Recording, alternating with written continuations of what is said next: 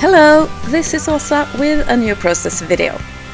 Today I'm making a and now I mean multi-photo layout for a challenge from this group that I'm a member of, a message board, and for the National Scrapbooking Weekend. The challenge was not really a challenge. It was called Easy Peasy, and you were just creating whatever you were wanting to create, and then you posted it in this challenge, and you were participating in a lottery for a prize. And making layouts in my own way, it's pretty much what I like most. So I took my chance to participate with this layout that I made. I had hundreds of photos from a surprise party that I went to last spring. The party was for hubby's oldest baby sister. She turned 30, and her boyfriend threw her a surprise party with all her friends, and it was just wonderful. And the preparations were, it was a bit nervous, but it turned out just wonderfully, and we had a lot of fun. And the photo quality from this event was not very good. It was evening indoors, and it was just badly lit.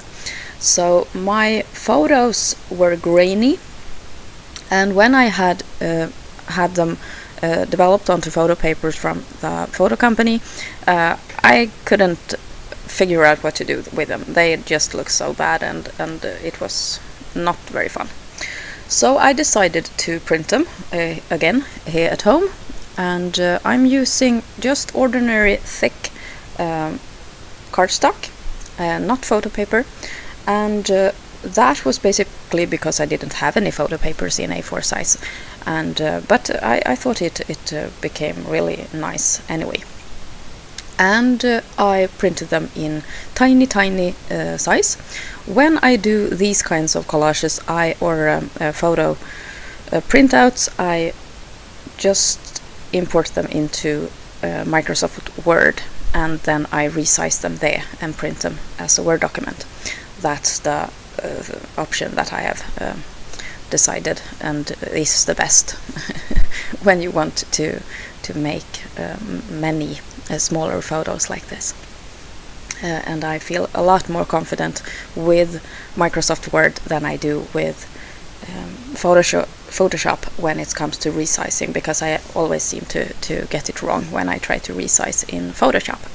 Anyway, I printed out these. It's almost 2 A4 standard size pages full with photos. I cut them out with a tiny sliver of white all around them, and now my first idea was to make a double page spread, but with these tiny photos it became a lot of background left, and if you know me, I'm not very fond of empty space. So instead I decided to cram all these photos onto one page, and that turned out much better. The combination of having many photos of low quality really suited this type of layout, and cramming it together also gave the impression of this being a very lively event, and lots of fun things happening. The intensity of a surprise party is very well captured, I think, by this style. So I'm just basically gluing these photos in rows onto a cream-colored cardstock. And to make it a bit more fun, I'm placing one photo in each row a bit off to an angle, and that helps to make the overall impression really playful and fun. Perfect for a party of this size, I think. And yeah, I just had fun, and I had this feeling that I wanted to finally get these memories into the album, because it was a whole year since the actual event, and it was fun to finally have a method of displaying all these photos. and forever keeping them as a memory in our albums, in my album. So this is just a long process of gluing. I have saved a strip of the background to the right where I want to place my title. So I measured the space very carefully, and then I made a text piece in Silhouette Studio, and I made it to fit perfectly into this gap. And I chose a font that was really fun, and I printed it, or I cut it out on gold cardstock. It's not the glittery kind of gold, it's the more the shiny. It's not like mirror shiny, but more like it has a matte but still shiny metal effect. I don't know what to describe it, but you can see the sheen on the letters here when the lamplight falls on them. So it is a bit metallic, shiny. And I thought the font was fun, especially with those curls on the R's and the E's, and that was fun. And also the golden color picks up on the bad lighting in the photos and complements it in a fun way.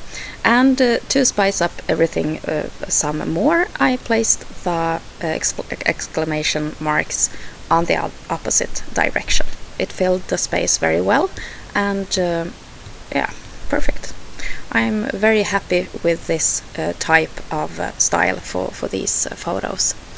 And here's the finished page, and you can see a couple of close-ups of the photos, the birthday girl in her birthday hat, and the shiny balloons on the ceiling, and my kids having a ball, having strawberries and yummy food. Thank you so much for watching. Hope to see you soon again. This is Åsa. Bye!